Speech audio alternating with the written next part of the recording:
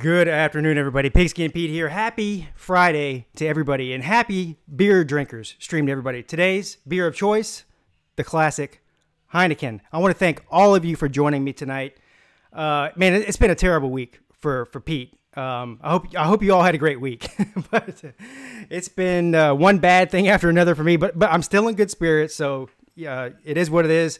Everybody knows. The call-in show is driven by the viewers, by the callers. And, of course, the Beer Drinkers stream every single Friday is sponsored in whole by the Roadshow Sports and my man Catfish. He literally pays for the call-in studio. So thank you, sir, and cheers and dilly-dilly to all of you. Yeah, this week was terrible. I see you guys in the chat. I'm going to get to you in a second, and then I'll get to the phone calls. I just want to run through a couple things. So I know a lot of you know my week started off Monday with having to put one of our dogs down, which was awful. Then I ended up in the emergency room the next day, unrelated to the dog, and thought I was dying, which turns out I'm not going to die, unfortunately, for all of you guys that hate me. I'm still going to live. But, yeah, I was in a lot of pain, went to the emergency room, found out I had like some kind of crazy infection in my large intestine. And so they put me on all kinds of antibiotics. The doctor told me not to drink, very specifically. And here I am drinking. Anyways, I'm not drinking heavily. Yeah, so it's been a rough week. I'm finally starting to feel somewhat normal again, if that's possible. Even though me and normal, those two things don't... You know, it's like an oxymoron. I see Vodka Drinker with a $6.66 donation. Thank you, sir. Says the Pope of Greenwich Village is the best mob movie of all time. I'll take your word for it. But thank you, Vodka Drinker, for the donation, sir. You're amazing and fantastic. Tiger Nation in the house. Falcons Fury. You know what? I thought you had abandoned me, sir.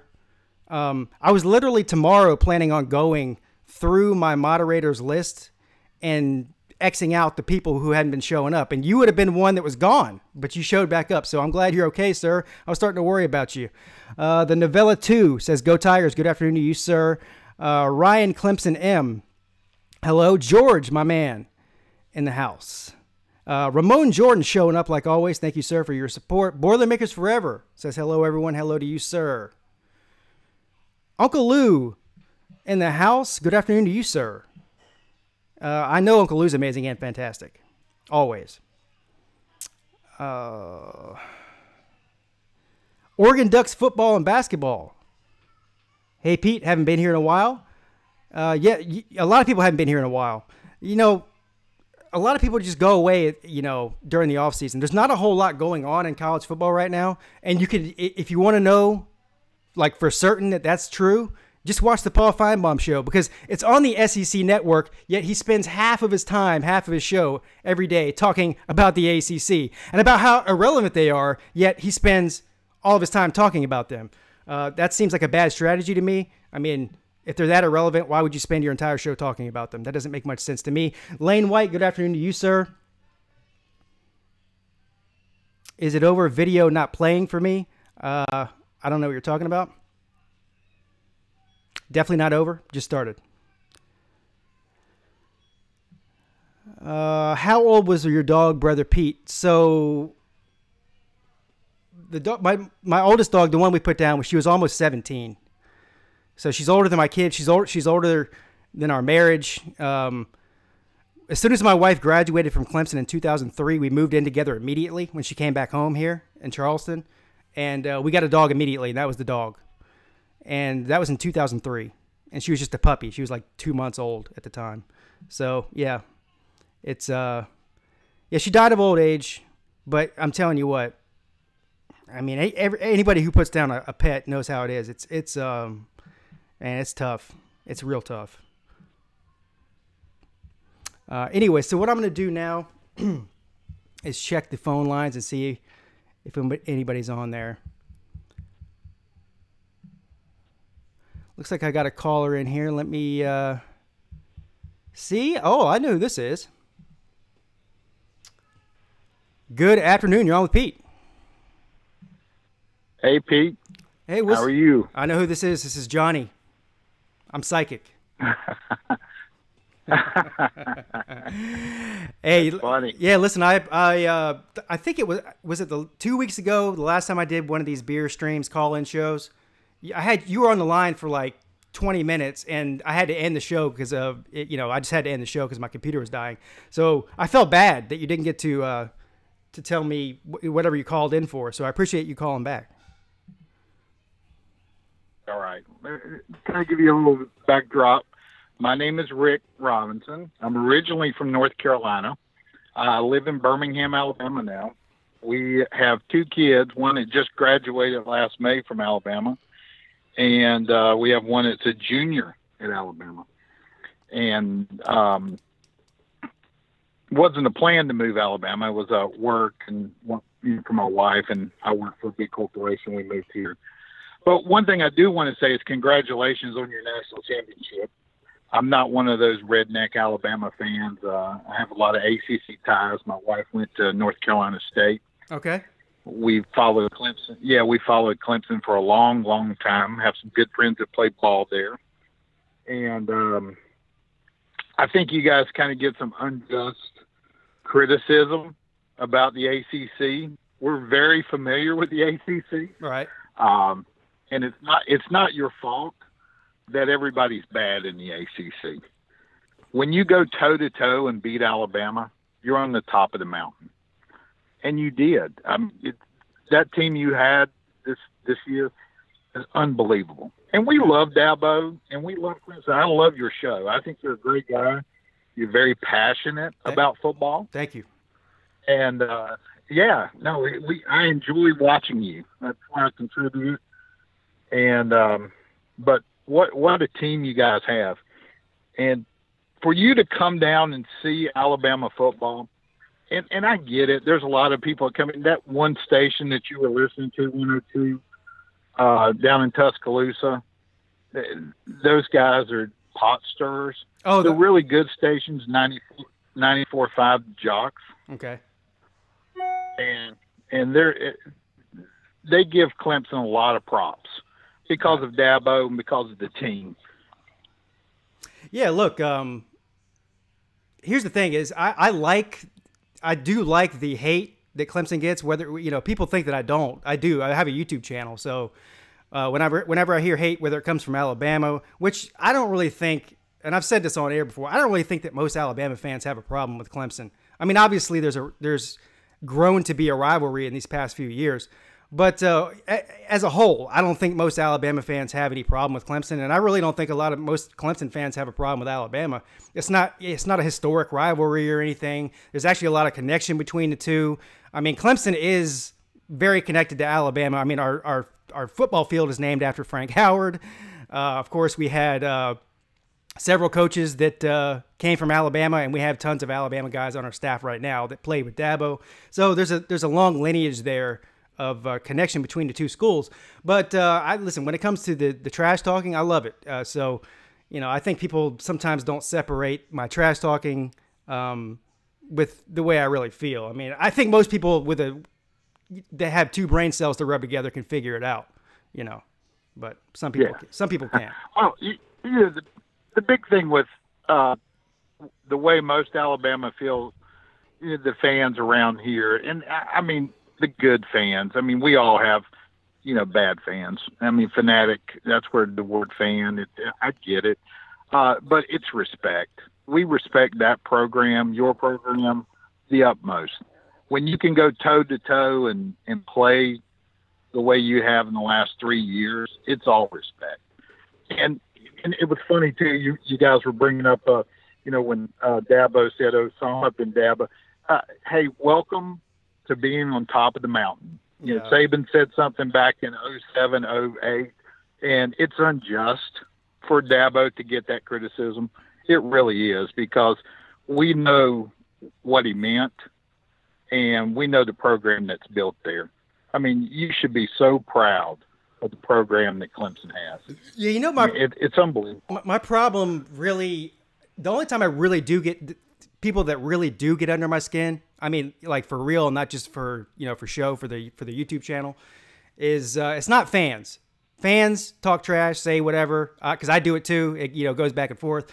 But whenever mainstream media that prop themselves up as being objective journalists, people like Paul Feinbaum, people like this joker here in Charleston that was on the Paul Feinbaum show yesterday, Gene Sackhoff, people like that. Yes. And what's the other guy that I made a video about? I can't even remember his name. The guy that works for 24/7 Sports. Anyway, people like that pretend to be objective, but then they go and do, stuff like what I would do on YouTube. Is the trash talking, but then they hide under the cloak of being mainstream media, and they're all above the board. I don't like two-faced people. Like, look, if Paul Feinbaum came out tomorrow and said, "Look, I love Alabama. I'm an Alabama homer. I'm a good friend of Nick Saban's, behind the scene. That's the reason that I do say the things I say." I'd have a lot more respect for him than him pretending to be objective and then saying the things he says. So that's the kind of thing that really gets my my gears grinding, I guess is the right way to say it. Yeah, no, I get it 100%. We see all sides of the spectrum here. And like I said, we're transplants, and we have people all the time say, "Hey, well, you're a bandwagon Alabama fan." Hey, well, there's over 100,000 reasons we're Alabama fans. We get mail from the University of Alabama with their names on it, and both our kids. We didn't plan for our kids to go to Alabama, and we had always followed them in sports. I went to Elon, and my wife went to State.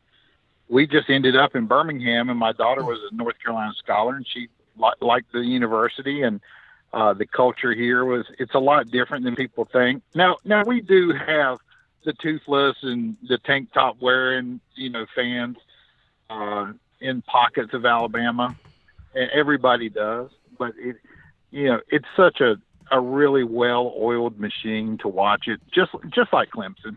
I mean, it's like I said, I've got a good friend who played, Jody Sykes. He played at Clemson. We respect you guys so much. Yeah. And I like your show. I really do. That's why I contribute money for it. And I know you're passionate about it. And I get the trash talk, but you're very intelligent about football. And I like listening to people that watch tape, that understand it, that can tell someone what a cover two is, besides some of these fans who, know nothing about football. Yeah, I'm gonna have to hire you to walk around with me and make me feel better about myself. Because you just said, well, you shouldn't have to. You just said more nice things about me in the past 3 minutes than anyone in the history of YouTube said about me since I've been on here. Hey, welcome. Welcome to YouTube and social media and the millennials and the world of trolls. It's easy to troll people, and I love the trash talk on your channel. You can see I've always, even you can verify that. Even though I pull for Alabama, I call it like I see it, and I know Clemson's good, and I was one of the first people to congratulate you. I know you were nervous watching the game, and we are too. I mean, and that's the great thing about it. But no, you do a great job, man. I really enjoy watching your show and listening to people. And I watch Catfish and BVD and Law Tide. I talk with him. I try to be multi-faceted when I watch YouTube. But hey, you do a great job, man. All right, I really man. appreciate the show. But I'll let you go before you can fill some other phone calls. All right, man. And keep up the good work, and congratulations. Wear that hat with pride, man. It's so hard to get to the top of that mountain. And 2 out of the last 3 years, hey, cherish it. I mean, that's a tough thing to accomplish, and what a program that you represent. Thank you, sir. I really appreciate it. And no, I don't take it for granted. You're right. But don't be a stranger, man. Call back in sometime. All right, Pete. All right. Have a great show, man. I'm going to go back and watch you inside. All right, thank you. Hey, guys, that's Johnny Red Dot, loyal Alabama fan. Loyal viewer of mine, been watching me since early in the channel, so I appreciate him calling. I see Sports Furies in here. Thank you, guys, for showing up and supporting me. You guys are amazing and fantastic. Uncle Lou, I think I saw – did I see BVD? I know I saw Catfish in here. A lot of other YouTubers coming and showing support tonight, so I appreciate that. I got 2 calls on the line. I'm going to take them in order. So I'm going to take this one first. And so the 629 number, I'll get to you next. Just hang on. Good afternoon. You're on with Pete. Hey, Pete. It's Ryan, Clemson M's. What's up, man? How you doing? I'm good, buddy. Hey, I just want to say, hey, look forward to your show every day. I'm glad you're on the mend. Sorry, things went poorly for you. Hey, listen, that's life, man. It could be worse. I could be broke and in the hospital. So I'm healthy, so, relatively healthy. I mean, it's questionable whether I had my mental health or not, but I had my physical health for the time being. So I'm not going to complain, but thank you for that. It's first world problems, right, man? Exactly. Thank you. All right. So I'll let you go, man. I just wanted to say, hey, again, I've been calling in every time you had the show, but I remember when Deshaun came in and they were talking about Trevor. Yep. And I was like, there is no way we get somebody better than Deshaun. And Trevor has that promise.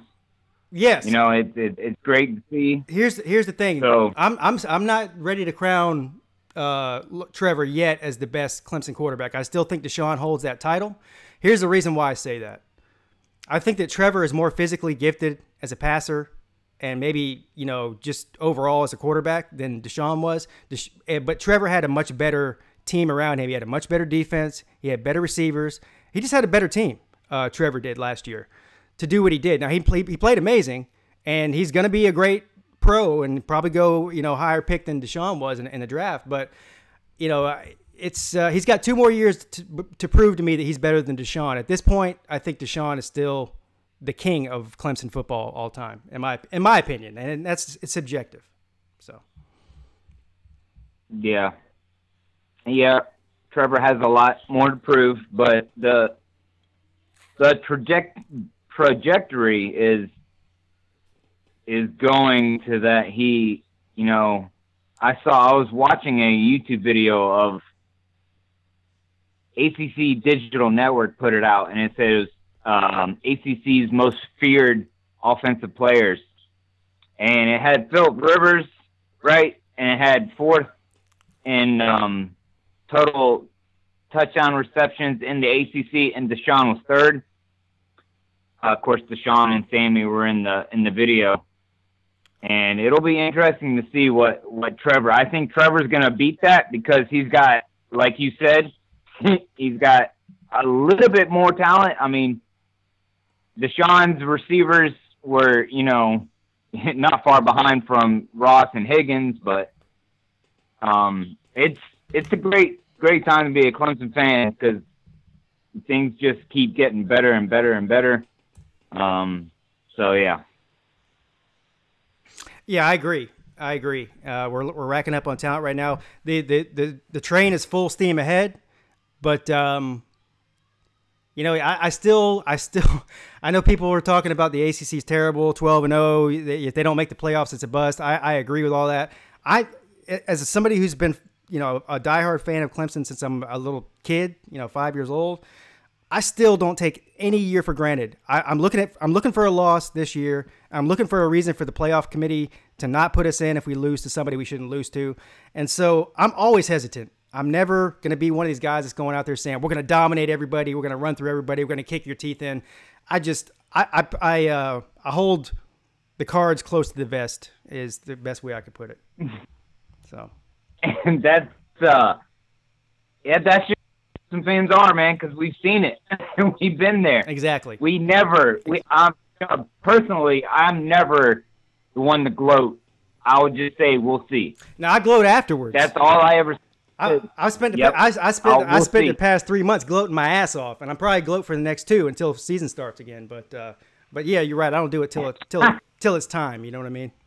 There's a time and place for everything. All right, Pete. Hey, I'll let you go, man. It was good to talk to you. I just wanted to make sure I called in consecutive weeks. It was good to talk to you. Thanks, man. Have a good show, buddy. All right. I appreciate it. Thanks, man. All right, buddy. All right, I see a couple guys in the chat that showed up. The QC, how you doing, sir? He calls me Shades. How you doing, sir? You're amazing and fantastic. Also, I think I saw Hound Dog in there, my latest Patreon member. Thank you, sir. You're amazing and fantastic as well. All right, so I got 3 calls on the line here. Excuse me, I'm burping. I'm gonna order these in the order they came in. So if you're on hold, just wait. I'll get to you in just a minute. But good afternoon. You're on with Pete. How you doing, Pete? It's the General. The General. How you doing, man? Nice to talk to you again. Yeah, I'm doing good. How was your week so far? Terrible. Yeah, it was awful. Well, I'm sorry to hear that. Yeah. My dog died, and I ended up in the ER. So yeah, couldn't get much worse. But again, I'm not complaining. So. Yeah. Anyway, so we'll get better for you, man. Thank you. Yeah, and let me ask you a question real quick. Yeah. What do you think comes first, recruiting off the field or winning on the field? What do you think you have to do first? What was the first part of that? Recruiting off the field? Recruiting or winning? What do you think you have to do first? Do you have to win to recruit, or do you have to recruit to win? Oh man, that's a chicken and the egg scenario, isn't it? Yeah. Well, I'm going to go off of what Clemson did, and so Clemson won before they recruited. And listen, honestly, some could say in a certain respect they're still doing that, even though they've won 2 out of the 3 net last titles.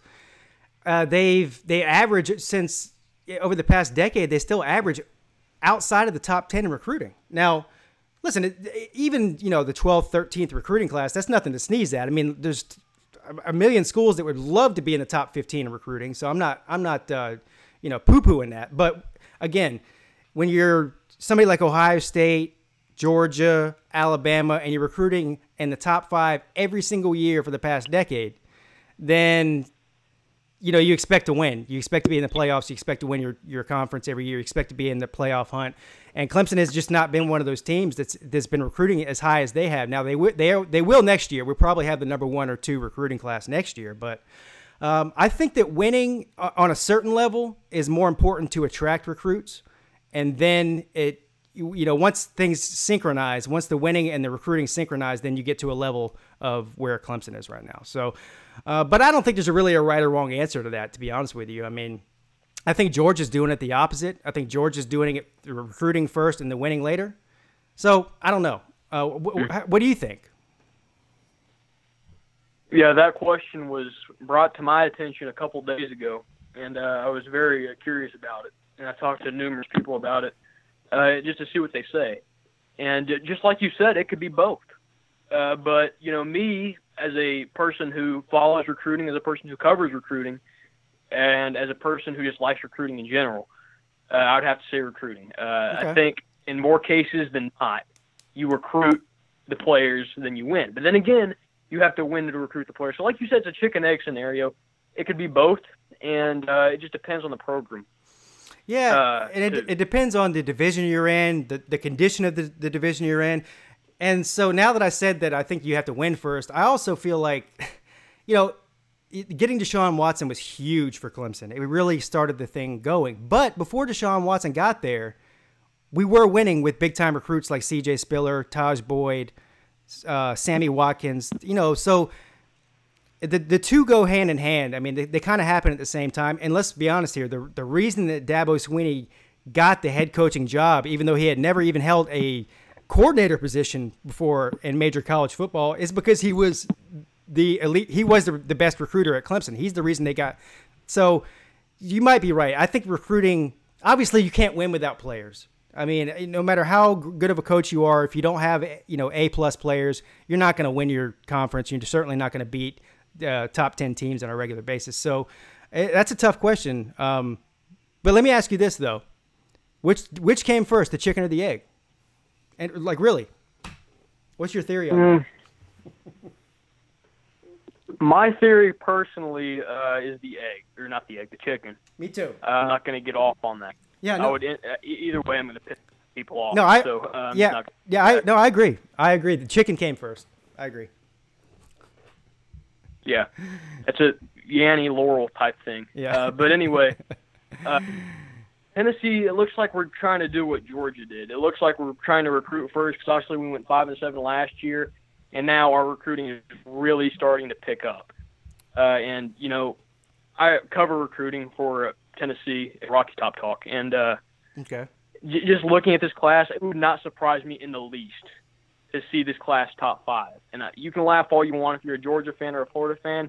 On signing day, when you look at the rankings, do not be surprised if you see Tennessee at 5th, 6th, 7th.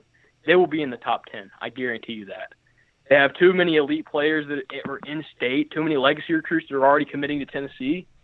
Cannot be in there. Right. You already have an elite quarterback, Harrison Bailey, who is going to be a 5-star after next year probably. He won the 5-star challenge for rivals. You have Keyshawn Lawrence, who will probably be a 5-star. I think this recruiting class is going to be a top 10 or top 5 class for Tennessee. You're talking about for 2020? Yes, 2020, the next recruiting class. Yeah.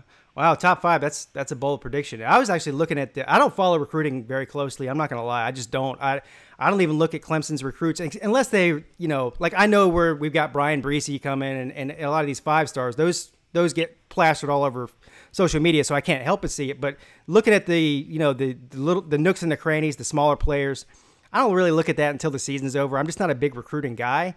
But I did see that North Carolina is projected to have right now like the 8th recruiting class in 2020, which blew my mind. I couldn't even. I mean, they probably won't end up at 8, but that's where they're projected right now. I couldn't even believe that. But listen, I'll take your word for it, man. If you think that Tennessee is going to be in the top 5 or at least in the top 10 for sure, you know better than I do. I don't follow it pretty much at all, so I'll take your word for it. When I talk about recruiting, I try to take the orange tinted glasses off, and you know that's really hard to do when you're a fan. You know, everyone's a fan. I'm a fan. You're a fan. Everybody's got a team that they root for. And it's really hard to take those biases aside, and I have trouble with that too. But just looking at this board, you've already got like 10 or 11 guys committed. A lot of them are going to be, and only, 4 of them are below a 3 or a 2-star. So that means you've got 1, 2, 3, 4, 5, 6, 7, 8, 9 4-stars or 5-stars. And on your big board, the guys that you're trending towards, you've got about 6 or 7 more 4-stars or 5-stars. Yeah. When you just do the math, and this is very interesting, on 247 Composite, go to that, and it lets you pick players, pick recruits, and it's a hypothetical. And it lets you build your own class. And then it ranks it. It tells you where it would be ranked in that class. And I did that with the players I thought Tennessee was going to get, and we finished 6th or 5th almost every time. And it was shocked me. So is it going to be the most shocking thing in the world if Tennessee does not finish in the top 5? Absolutely not. Everyone does not expect that to happen right now. Almost everyone. But I'm saying it's a possibility that people should consider. Thanks for taking my call. All right, man. I really appreciate it. Thank you. All right, guys. There you have it. That's the general calling back in. And I got this guy. Hold on. Let me pull this up real quick. Good afternoon, Uncle Buck. That's a good YouTube name there. This guy's been holding for a while. So, it looks like I lost him, actually. So I'm gonna pull up the next one that's been waiting. Good afternoon. You're on with Pete. Yo, what's up, Pete? What's up, man? How you doing? Who's this? I don't know if you remember me calling in a couple months ago about probably April, calling in talking about Tech, which I'm going to do today. But yes, I do remember, because you know why? You know why I remember that? Because you're the only Georgia Tech fan that's ever called me. So yes, I do remember. Jeez. Yeah. But no. Okay, so I was going to kind of tell you what we went over in spring, give you a schedule. You can decide for yourself if you want to do a preview or not. I don't know. But so I went to the spring game a little bit after I called in. From whenever you said like all these players are, from what I've seen, the players have a better capability of running this offense, not to an elite level, but at I won't say competing level, but a level where you can work with it. Yeah, here's the thing. What Georgia Tech needs this year because I don't care. Listen, it's going to be a transition on offense. It just is. I'm not saying they can't execute the offense, but they weren't recruited to play that style of offense, so it's going to be a transition. The defense is what's going to need to really keep things together for Georgia Tech this year. If the defense can be a top 3 or 4 defense in the ACC, then they can win some games. If the defense is as bad as it was last year, then it's going to be a long season, man. What brings me to another thing. I called in Uncle Lucia last week. If he's still here, he knows I talked about this. Last year, how many games did you watch last year? Of Georgia Besides Tech? Clemson. Besides Clemson. Probably 4. Probably like 4. Okay. Yeah.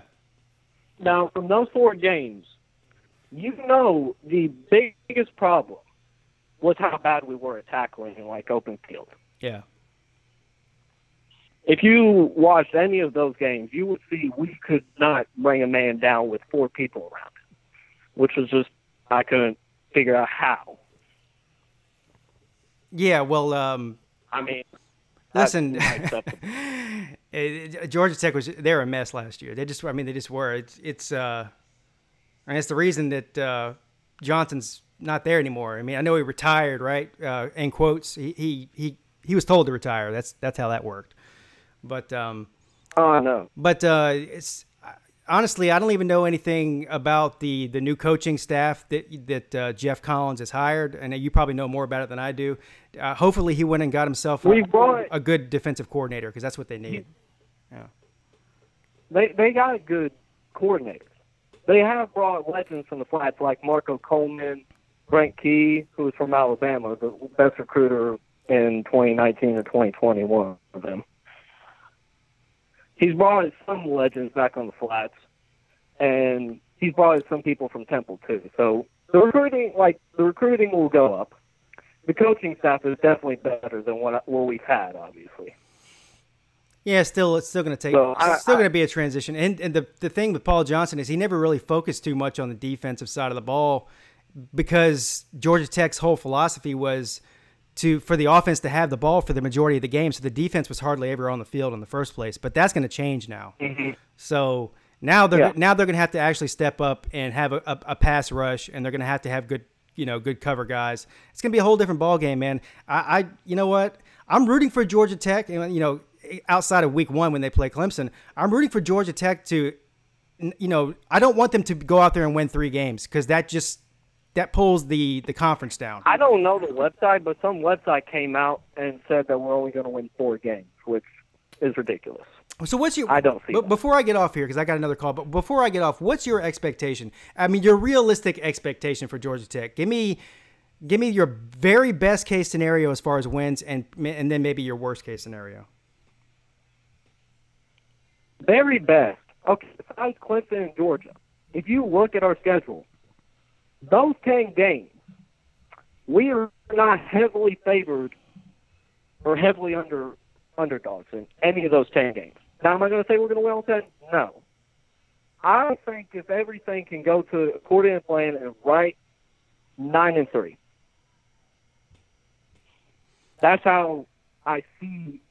I don't see any team like the Clemson and Georgia in between. 9 wins. That's man. That's like very best. Like if everything goes to plan. That's extremely optimistic. So what's your worst case scenario? Worst case, 5-7. Worst case, 5-7. So you're bullish on Georgia Tech this year. But I think we can. Yeah, well, I think I'm going to disagree with the 9-3 for sure. I think the ceiling is probably. Yeah. I think your ceiling is probably 7 wins, honestly, and worst case scenario could be like 4. I don't, listen. I hope you prove me wrong. I would like to see Georgia Tech actually go out there and win 8 or 9 games. Pete, I got. Yeah. Are you going to the Clemson game week 1? No, I'm not. I'm going to the Florida State game in October. Yeah. So I was hoping you would come there. That's where I'm going. You're going to be there? Yep. I haven't been to Clemson since I was 6. Wow. Yeah, so No, I won't be there. I do have plans to go to the Florida State game. I think it's like October 9th or something like that. But yeah, that's the one that's the one I'm planning on going to right now. But thanks for calling in, man. I got to pick up this other call, and don't be a stranger. All right, man. All right, there you go. A Georgia Tech fan calling in, which I always love when a Georgia Tech fan calls because they never do. So thank you, sir. Good afternoon. You're on with Pete. Hi, Pete. This is Anthony. I haven't talked to you in a while. How are you? I'm doing great, man. Actually, yes, I'm doing great. I'm not going to go through it again. But yes, I'm amazing and fantastic as much as I can be. Thank you for asking. How are you doing, though? I'm fine. I have a question, Pete. If you had a chance to do conference realignment, would you have the conferences realigned geographically, like having Florida State, Clemson, and Miami in the SEC, then have the ACC teams in like North Carolina and stuff be all that in the same still stay in the same conference, but have some of the AAC teams move down? Oh man, that's tough because first of all, everything you just said, that's not going to happen. So, I mean, if we're just playing, fantasy game here, then we can do that, but that's not going to happen. You're talking about a lot of movement and some teams that are very strongly rooted in their conference. So, that's why I'm asking, realistically, in your opinion, do you think it makes more sense that, I know it's never going to happen, but realistically, do you think it makes more sense to have the conferences geographically aligned instead of having like teams like Miami and Florida State travel up to Pitt and Boston College every year? Yeah, I mean, I think for the most part, the way that the conferences are aligned are okay. I mean, you have the outliers. You have like West Virginia being in the Big 12 is kind of weird, right? I mean, West Virginia, whenever they split or whenever the Big East was dissolved, really, it would have made more sense for West Virginia to come to the ACC and not the Big 12. But this is all politics and semantics, right? No, the Big 10. The Big 10 would have made more sense. Either one. West Virginia. Either one, really. But here's my point, though, is that so when these conferences were created a long time ago, before either one of us were even alive, really, for the most part, the foundation of these conferences was laid a long, long time ago. We're talking about 80 years ago or whatever, or 50 years ago. And that was before, plane travel was so prevalent and it was so easy to travel for these teams. So I don't think it's as big of a deal now as it was, 50 years ago, obviously. It's nothing for people to travel, halfway across the country for a game now. And back in the day it was when they were all riding on buses. So that's a big difference. But yeah, I mean, I get what you're saying, but the conferences, the way that they're laid out now, geography is the last thing on the list. It's all politics. It's all money. It's all TV. And there's so much that goes into it. It gets so complicated. Like they're even talking about having teams from the Group of Five in Florida joining the Big 12 at some point. I mean, you can't get any further away from Big 12 schools than South Florida, like FAU or USF or UCF or something like that. So, yeah, those teams would make more sense in the ACC if they would join a conference. They would. Or SEC. They would, but it's like where they're going to go is going to depend on where they can get the best deal, the best bang for their buck. That's another question. With the AAC basically disbanding because of Connecticut leaving because of basketball and stuff like that, what's going to happen with that conference? Do you think they're still going to go together, or some of the teams like SMU and Houston would go to the Big 12, and then teams like Cincinnati would go to the Big 10 or something like that? No, I don't think the AAC is going anywhere. I actually was listening to something on the radio about this today. They're trying to decide whether they want to bring another team in because, UConn left as far as football goes. So they're trying to figure out whether they want to bring another team in to replace UConn or they're going to stay an 11-team conference. And I think the way they're leaning right now is they're going to stay an 11-team football conference. But they're not going away. They still have 11 teams there. And so, as far as the Big 12 goes, the Big 12, in my opinion, should add 2 more teams to be a 12-team league like their name suggests they are.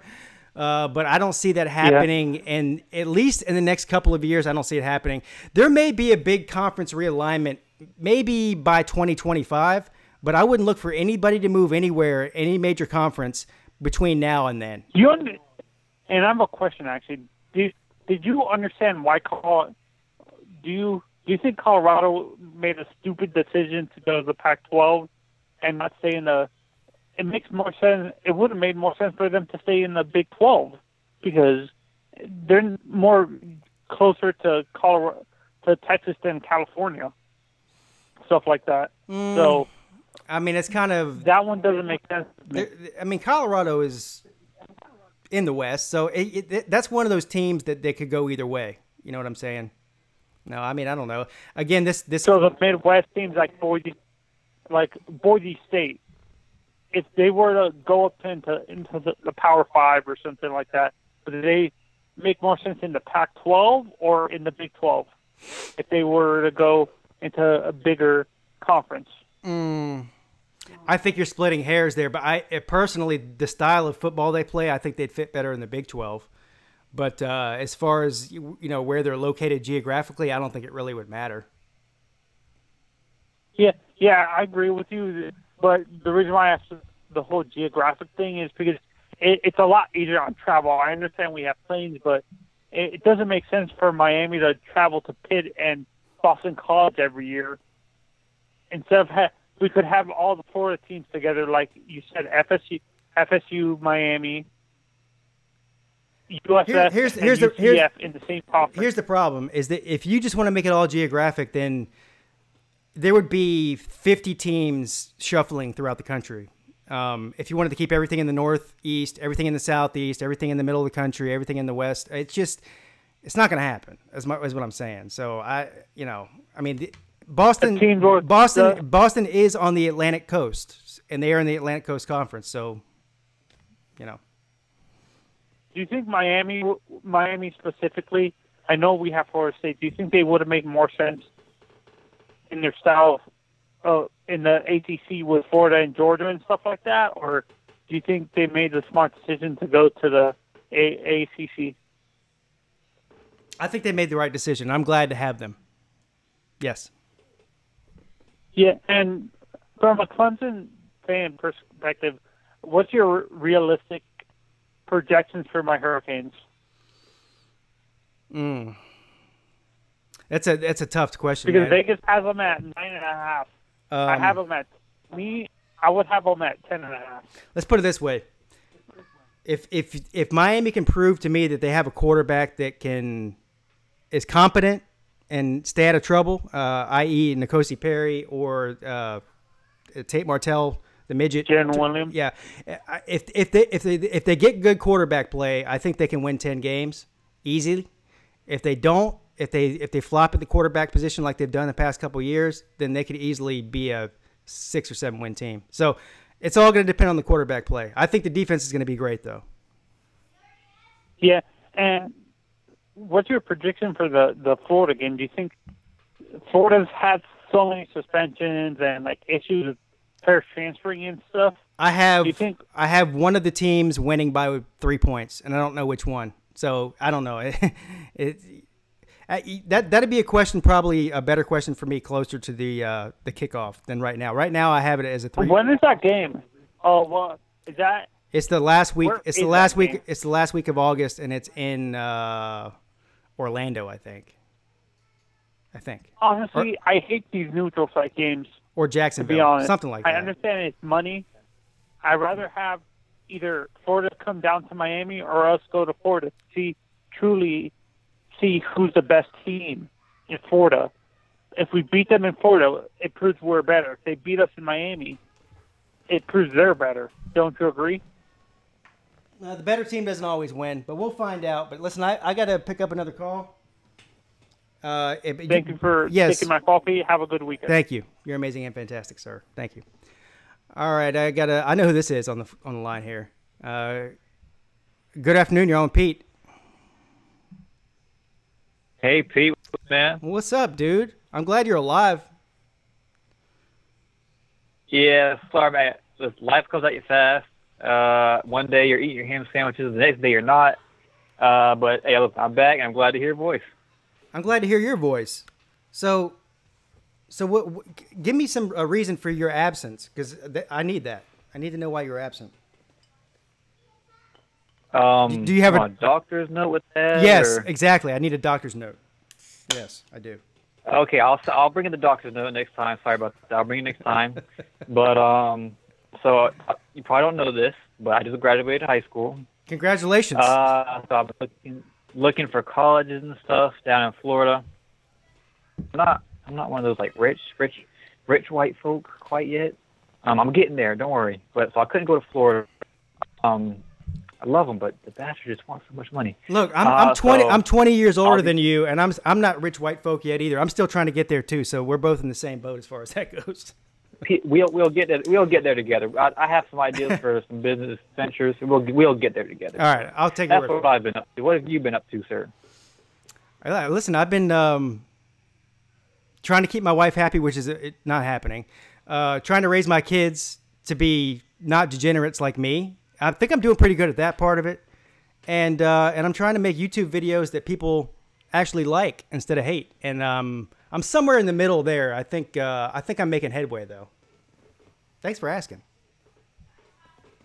Hey, listen, I would tell you that all that matters is that you're trying your best, but we all know that's a lie. But hey, I think you're doing a pretty good job, if I do say so myself. Thank you. But anyway, I do have a topic. I do have a quick topic. If you don't mind. Yeah, go ahead. Of course. The floor is all yours, sir. Okay, so I've always wondered, how does Uncle Lou piss off Georgia fans with him being the ultimate Georgia fan, right? And I think I figured that out because today on Twitter, I've managed to piss off probably about every Florida fan that's seen my tweet. So my tweet was basically this about Florida's recruiting this year. I said, I don't see us getting inside the top 7 nationally. I don't see us getting any higher than 4th or 5th within the SEC, right? And they just, their feelings were so hurt. I mean, they called me a troll. They're saying I wasn't a real fan. Yeah. They're saying, Hubbard, Dan Bond is the best recruiter. He's going to have us win the national championship before you know it. I'm like, people, slow down. I put some facts out there, and I mean, they just weren't hearing it. I mean, so you experienced this too, right? Oh God, yes. Listen, I'm lucky enough to have at least maybe a couple of hundred Clemson fans that subscribe to me out of I don't know how many subscribers I have, close to 2,000. I think a couple of hundred of them are probably Clemson fans, and I'm lucky to have that because for every Clemson fan that subscribes to me and actually does like me, there's 2 that can't stand me and go out of the way to let me know that they can't stand me. So I know exactly how you feel. Yeah, and I mean, it's one thing if you say, hey, I don't agree with that, and here's why.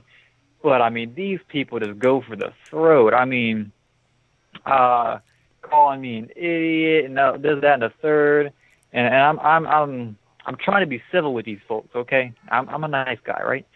I'm trying to be civil. Yeah, don't bother. I tell them to get a ham sandwich, cool off, and it's just not working. No, I mean, don't bother being people civil. just got off work, I guess. They've had a long day, and you can't please them all. No, don't bother being civil. It won't work anyways.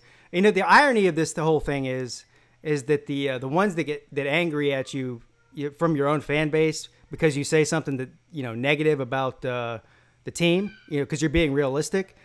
Those are the ones, if we're going to be the fan police here, those are the ones that really aren't the real fans because they just want to see everything through, whatever color team glasses. Yeah, sunshine and rainbows. Yeah, exactly. Yeah, sunshine and rainbows. Yeah. Yeah, I mean, he said, so somebody goes, I got the feeling that no matter what anyone does, you'll never be happy. I'm like, boy, I'm happy as can be. Just because I'm criticizing a coach And I could understand if I was just trash talking him, right? But I'm trying to give some constructive criticism, right? And he's like, well, how would you feel if somebody criticized you? I'm like, that's the whole point. If I could do something better, please tell me.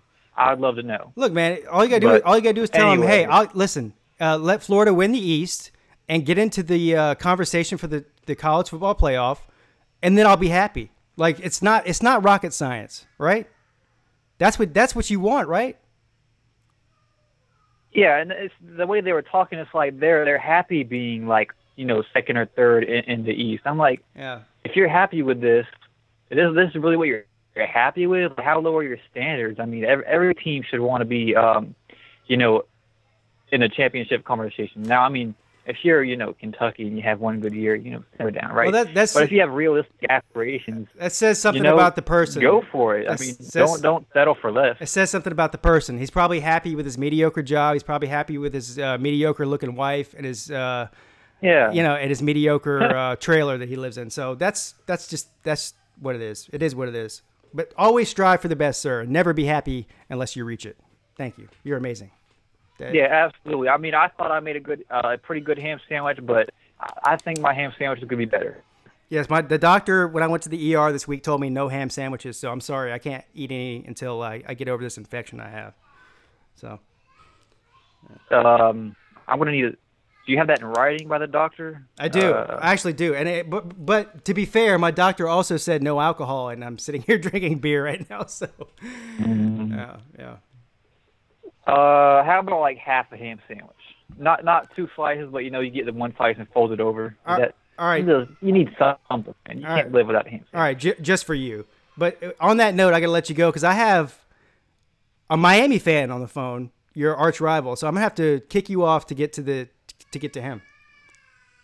Hey, listen, make sure you tell him that we're going to beat him and get a ham sandwich. All right, thanks for talking to me, Pete. All right, thanks, man. There you have it. All right, see you. There's Slim Gator, also known as Falcons Fury. Confusing guy. He's got multiple names and multiple personalities. But I'm glad he's okay and showed back up. Good afternoon. You're on with Pete. Pete, what's going on, man? Sorry about your rough stretch this week, man. Hope all is better soon. Thank you, sir. I really appreciate that. You have no idea how much that means to me, sir. You're amazing, and you're a gentleman too. I mean, you know what, man, today is just full of coincidences because, you know, you just had a Gator fan on the phone and I got the answer for your question about what came first, chicken or the egg. It's crazy. What is it?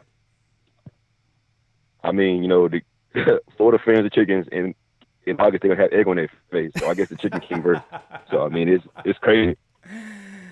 Oh, so before him, the state of Florida is representing hardcore on Pigskin Pete's YouTube channel right now because this is the third Florida. The guy before him was a Miami fan, so this is the third Florida related caller in a row. So,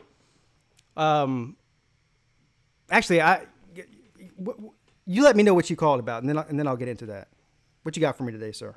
Well, I mean, just to piggyback off what he said, like in all seriousness, like I get that too. Like on the message board, like you say anything, like with any sound.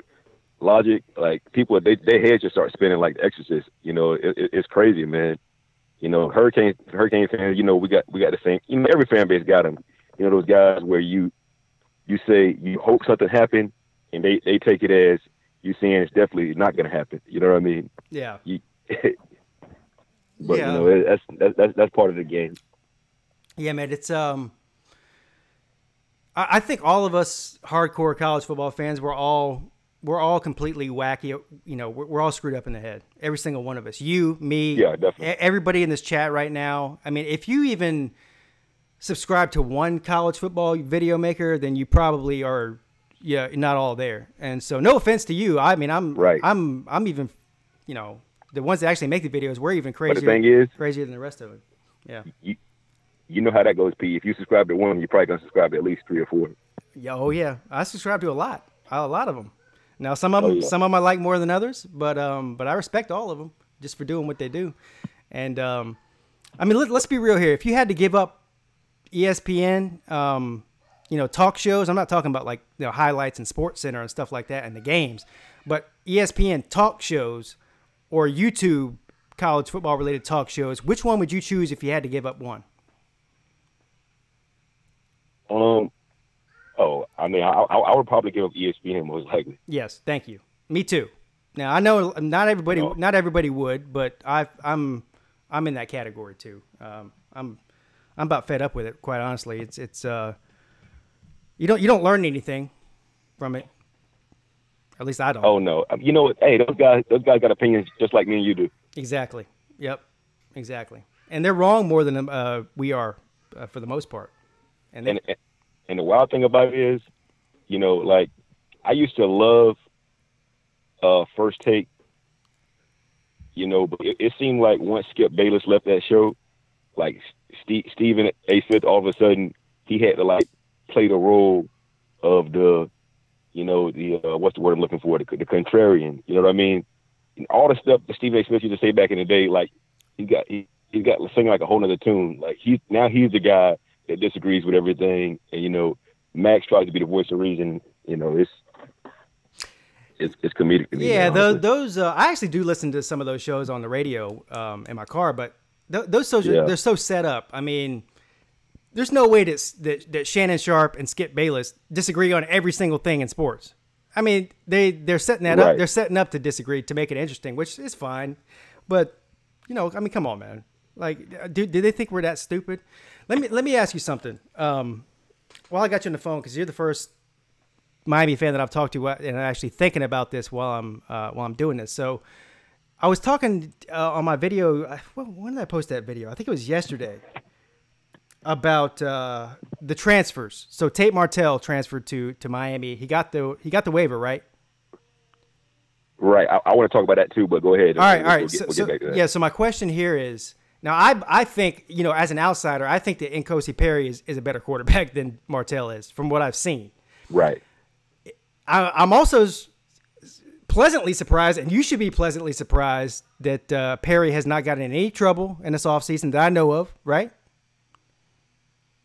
Oh yeah, he's been doing like on Twitter and stuff, and Instagram or whatever has been more likely like more positive stuff. He's been reaching out to kids, community, hanging out with family. That's pretty much it. Ain't been no XXX videos lately, so it's been good stuff. Listen, I'm not hating on him for that, but it wasn't the best decision he ever made. But so here's my question. So my question is, come week one, and not only week one, because I think we both agree that Perry's going to start week one, right? I mean, we can agree on that. Well, this is what I'm going to say. All right. I'm going to say that Perry got the raw tools that you look for just in a quarterback. Like if you was just going to look at somebody's he's got an arm, physical abilities, he got all that. Yeah. Now, what goes on between the ears, that's another thing. Yeah, right. Because funny enough, are you familiar with the Big Three roll-up? No.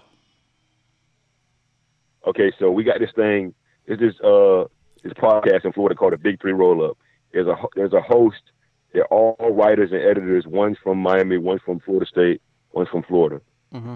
So they had this week. They had disgraced former Ohio State wide receivers coach Zach Smith on there. You know who I'm talking about? Yeah. Right. And they asked him about Tate Martell, and he said, "Don't let the size fool you. He's a cocky little shit that's coming to take over the world." that was his direct quote. Well, I never thought I would ever agree with anything that guy said, but I could see that just in his interviews. Right. Now that can be a good thing. It can be a bad thing. Let's be honest here, because right. Tate Martell, he might be a great quarterback, a great college player, right? He really might be. He's a great high school player. I don't think he did himself any favors in that documentary series on Netflix. What was that called? QB1. Yeah. QB1. He came off, and now he's just a high school kid. Now I give high school kids a lot of leeway, especially when they got a camera shoved in their face. So, but the kid seems a little bit spoiled, right? He's a rich kid. His parents. Yeah, he definitely got a sense of entitlement. Yeah, and he's got some entitlement, and he hasn't really proven any. I mean, he didn't get a chance to really prove anything at Ohio State, and now he's at Miami. He's got a chance to prove something, but if I'm Manny Diaz, and if I'm any coach on that coaching staff, or if I'm a veteran player on that team, I'm pulling him aside and saying, "Hey, look, man, keep your trap shut until you do something. Just do us all a favor, because Oh yeah, no press is good press when it comes to that kind of thing. You know what I mean? yeah, you definitely got to humble yourself. But you know, from an athletic point, I like to take working with too. But you know, at the end of the day, I'm gonna ride with whoever they throw out there. I'm not going. I mean, first of all, I'm giving Manny mad mulligans his first year anyway. So I mean, Yeah. you know, I'm gonna probably have to grit my teeth through some things, and I'm gonna have to scratch my head a couple times. But you know, I'm gonna have to remember that he's never been here before. So you know, I'm gonna have to take that. I will say that this. approach to it, which is gonna be tough. You know. Yeah, I will say this about the quarterback battle, because I think it's good, first of all, that Perry has I mean, they both got personalities on them. They both got, you know, swag to them, if that's the word that I'm going to pick to use here. That's good for both of them to push each other. You always need that in a quarterback room. So I think it's going to help both of them. But do you see a scenario? And I know you don't really know any more than anybody else, because you haven't seen enough of Tate Martell to know this. But do you see a scenario where maybe Perry starts the first couple of games just because he's been there longer and he's more familiar? Manny knows him and he's just more familiar with the roster and everything. Do you see a scenario where Tate Martell could possibly take over maybe mid-season and or towards the end of the season and become the permanent guy? Or do you just think that it's Perry's job to lose unless he starts losing a bunch of games, or unless he gets in trouble or something like that? I mean, obviously I'm not a big fan of that musical chair thing. Yeah. Because, we had that last year. Yeah. So I would hope that we find guys and stick with them. But, I'm not going to be one of these fake experts that act like, I've seen 2-minute cut-ups and can give a proper eval. So I really got to see something at least from, week one. Yeah. I just don't want to make an inaccurate assessment right now. Yeah, I mean, I guess you're being very diplomatic right now, sir. You're being because I hear you. And the thing about it is, like, yeah, it's just one of those situations where if in my heart of hearts, I believe it's gonna be Cozy.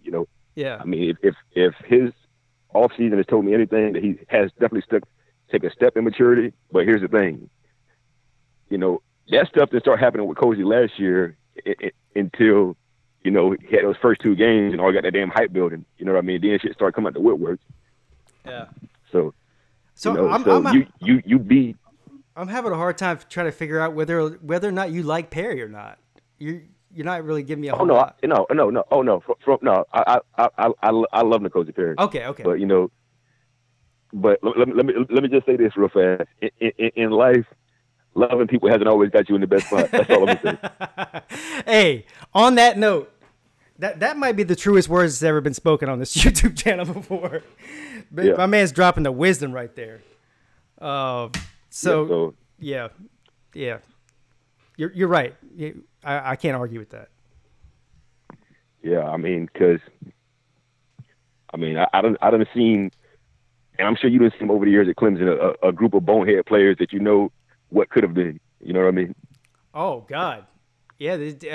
Listen, the Tommy Bowden years had tons of boneheads on that team. And then even early in Dabo's years, he weeded them out. It took him a few years to get him out of there. But, yeah, there's bonehead players in every team, man. It's just how the coaching staff handles it. Are you really willing to sacrifice a win or a loss here this year for the betterment of next year? That's the tough decision, because listen, man, these coaches, they live year by year now. I mean, it used to be, man, coaches, they didn't get fired after a year or two, but now fans want, fans and athletic directors and boosters, they want you to win now. There is no time for losing. And so it puts these coaches in a precarious position, really. And I really hope they don't do that to Manny Diaz. I hope they don't. Even if they go out and disappoint this year, which I think they'll be okay based on the division they're in. I think they're going to be okay. But even if they do, let's say they only go out and win 6 games, right? I mean, you're not going to be happy. Nobody in the fan base is going to be happy. if that happens twice, even in a row, 6 or 7 wins next year, and this year and next year, don't give up on the guy, because that if you're constantly recycling coaches in this new era and not getting anywhere, then you never will get anywhere. That's the way I feel about it. What I would say is this: if this team can take on the personality of Manny, like the defense has, I see great things. But once again, the defensive guys, those guys that Manny and his staff that he retained before cleaning the house, those are guys that he brought in. Yeah. So you don't really know. He doesn't know the mental makeup of those guys as the same way he does the defensive guys. But if he can get those guys to take on his personality, they can move as one unit the way that Dabo has and the way that a lot of other great coaches have over the years, then, sky's the limit. Yes, I agree. And one more thing. Yeah. One more thing before I let you go.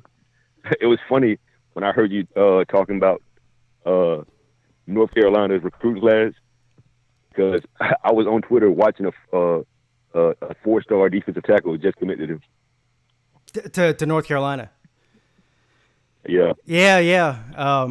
That's one thing that Mac Brown, that's the reason they brought him in there, man. I still stand by my statement. The reason they brought Mac Brown in there was to recruit and to change the culture there, and then he'll be gone. Right. But I still don't expect a whole lot out of North Carolina. But Mac Brown, he's he's a Hall of Famer, so he's going to attract talent for sure.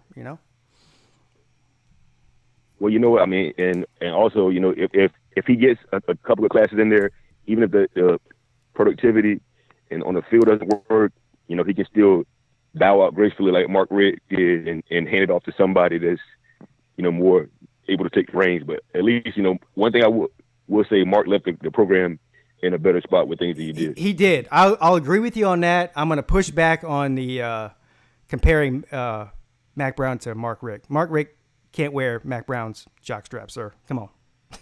Oh no! If we're talking about accolades and accomplishments, I was only speaking to this man. I know. I got mad respect for him. I know. Yeah. I was just messing with you. All right, man. Listen, I appreciate you calling in. You're amazing and fantastic. Thank you. All right, man. Definitely, brother. Have a good night, man. All right, you too. There you guys. There you have Ramon Jordan. I'm gonna go ahead. I got one more call. I'm gonna pick up here and give him a couple minutes. I don't know who this is. I don't know what just happened. Are you there? Good afternoon. You're on Pete. Hey, Pete. It's Tiger Nate. Tiger Nate. What's up, man? What's up, man? Hold on real quick, Tiger Nate. Because if I don't do it now, I'll forget. I got 3 donations just in the past couple of minutes. I got Don J. Crawford coming through with $1.99. Thank you. He says, "Let's go Tigers." Thank you, sir. You're amazing. Dondre comes through, either calls or donates every week, or does both pretty much every week. Thank you. You're amazing, sir. Also, Clemson Tigers 16-18 Natty Champs with a $15 donation. No message there, but thank you, sir. I appreciate the support. And Captain Trips coming through with a $5 donation says, "Clemson cheated. There is no other way they could have beaten Bama." Right. Yeah, I could think of I could think of about 44 other ways. But thank you for the donation, sir. Anyway, Tiger Nate, what you got for me today, sir? Well, today I was, doing some research because I was pretty bored today, and I came across. Remember last season, Army had that 10 or 11 win season. Yeah, 11, I think. Yeah. Yeah, I think you're right. When they smacked Houston out of the air. Well, I was doing some speculation.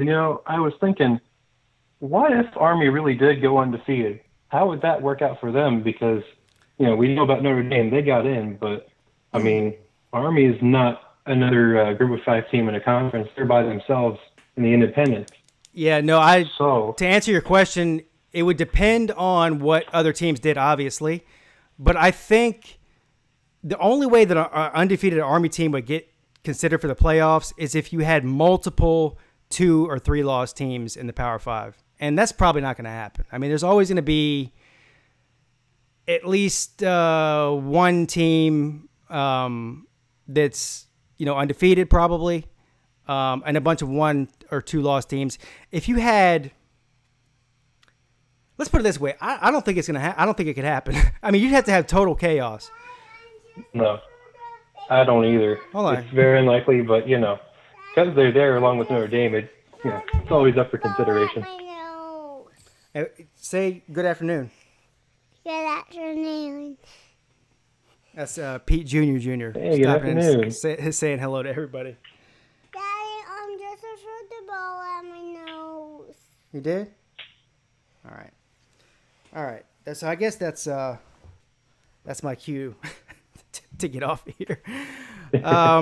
Yes and no, but here's the thing. I don't think unless you have a 2-loss SEC champ. Let's say Georgia has 2 losses and wins the SEC. Clemson has 2 losses, wins the ACC. Oklahoma has 2 losses, wins the Big 12, something like that. That's the only reason. That's the only way that an Army or a Group of 5 team is going to be considered for the playoffs. I know that might not be fair because it's not Army's fault who they play, but it just is what it is, and I just don't see a scenario where that's going to happen ever. Maybe, probably not ever. So. Yeah, I mean it's not 1940s anymore. No, is it? Yeah. So it's been a while since they've been even considered. But other than that, another thing I noticed was there was a lot of speculation with a lot of the people who were saying, the Pac-12, I even said it in the group chat today, it's very, very hard to pick a Pac-12 winner in every single game they play nowadays. It's ridiculous. It is. I would never, if I'm not a gambler, I'm not a big-time gambler, but if I was a gambler, I wouldn't touch a Pac-12 football game with money on the line. I wouldn't do it, period. Yeah, because it killed me in the college football pick'em in the fantasy app, and it just killed me. Every single Pac-12 game, at least every week, would just have some sort of loss, and I was just like, really? Yeah. Every single week, there's always an underdog smacking a favorite, and it's stupid. Yeah, I agree. But another thing I want to mention, hey, for those of you in the chat and for you yourself, if anyone ever wants to hit me up during a home game, I'm going to be there, man. I'm going to be there at every home game. And, if I ever have a ticket spot open, hit me up, man. Yeah, this guy, for all you guys who are listening, Tiger Nate, I had the pleasure of meeting him finally at the spring game this year. First of all, you're a massive human being. How tall are you? About 6'3", give or take half a foot. I think you're tall. Half an inch. Sorry. You're taller. You're taller than 6'3", dude. You need to measure yourself again.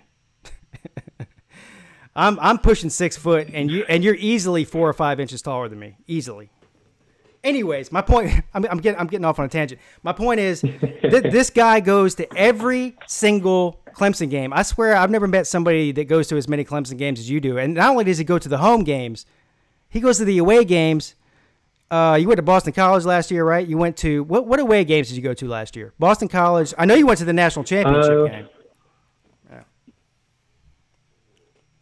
Yeah, I went to Boston College, and I went there too. Jesus Christ, I froze my butt off at Boston College. It was like 30 degrees. It was very, very windy. And you had a sign that said, you held up a sign that said, subscribe to Pigskin Pete on YouTube at the Boston College game. So Pigskin Pete was at the game too. Thank you, sir. Yes. Oh, yeah, no problem, man. That was hilarious. 'Cause I looked around, there was a bunch of Boston College fans that were giving me a stink eye. It was just like, just doing my job, man. Yeah. Thank you, sir. I appreciate that. All right, listen, I'm gonna have to get off. I'm gonna have to get off because my computer's gonna die, and I want to say a couple things before I get off here. Yeah, sure, man. Have a good one, man. Yeah, thanks for calling in, man. I appreciate it. There you guys. Yeah, no problem. There you have it. That's Tiger Nate. I'm going to shut down the call-in studio. I got to have several more donations here. Vodka Drinker coming through with a $5.55 donation says Clemson did not cheat. Tua can't read the zone blitz. Facts. And my favorite damsel in distress, Miranda Dansby. Miranda, first of all, she gave $5, says, from your favorite damsel in distress and Maniac. Thank you to both of you. Miranda's a Tiger fan, and her boyfriend, unfortunately, is a Gamecock fan. Nonetheless, I still like both of them. an entire lot, and they show me a lot of support. Miranda, I think I just realized that I think maybe out of almost 2,000 subscribers, I maybe have 3 females that subscribe to me, and I don't know what I've done to deserve this. I think it's sexist, quite honestly, that more women don't subscribe to me, and so you should recruit some of your girlfriends to subscribe. It's a travesty in itself that more women don't watch me, especially as good looking as I am. It shouldn't be happening.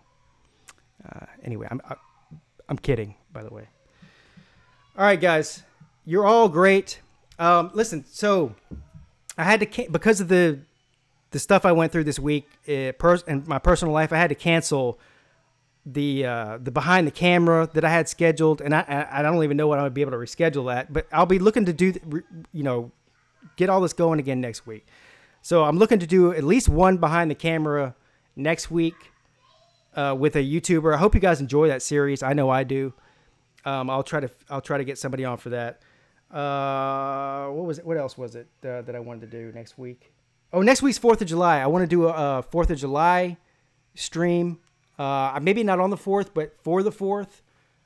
And what was the other thing I wanted to do? This is why I shouldn't drink when I do this. I don't know. I'll remember after I get off the damn thing. Oh. Yeah. Yep. No, I was wrong about that. All right. Listen. Thank you so much to all the people who donated, all the Patreon members. Let me go back and see who donated tonight. Vodka Drinker donated twice. Johnny Red Dot also called in. Dondre Crawford, Clemson 16-80 Natty Champs, Captain Trips, and, of course, Miranda Dansby. And then, of course, you have Billy Dawson, Tiger Nation, Catfish and the Volunteer Roadshow, Border Bob, and Hound Dog, Patreon members. Link in the description for the Patreon members. You're all great. Thank you. And thanks for all the well wishes for my dog. Have a great day, everybody. Thanks for stopping in. Pigskin Pete, checking out.